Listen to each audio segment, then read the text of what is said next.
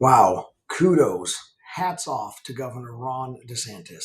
In giving analysis of leaders and leadership situations, whether you like him or not overall, his response to the attempted assassination of Donald Trump on the golf course in Florida was actually a really, really good example of very charismatic, transparent, and factual leadership. He came out in the press conference, updated everybody on all of the relevant processes going on, the updated findings, the updated situational representation of where things were at. He gave a little bit of what he could release that doesn't mess up the investigation.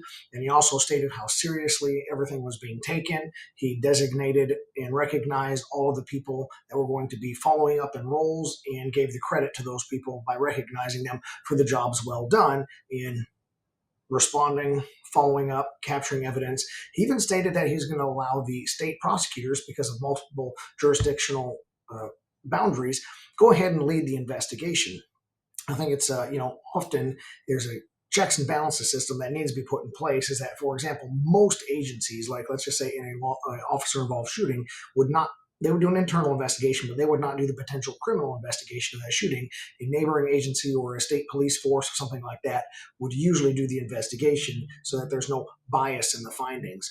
So I think it's very important that he made a statement. He says, hey, we're asking an agency that is currently prosecuting the man to also do the criminal investigation on the person that is attacking the criminal. And there's a whole convoluted story. But with politics aside about the conflict, I just want you to go watch maybe just 60 seconds, 2 minutes of that speech, and see how direct he is, how professional, how articulate, how factual he is. And he doesn't just address a lot of garbage. He just sticks to the facts, talks about the situation, the details of what unfolded that day, who's going to be doing what, and how he's going to update people in the future. So leaders, if you're looking how to respond to a critical event, this is an A-plus example from Ron DeSantis on how to respond to something very serious, delegate responsibility, and again, get the people notified so that there's not a lot of chaos from the unknown. So stay tuned for more updates. We're going to update on the information coming out. Other leadership analysis is going on in response to this. And guys,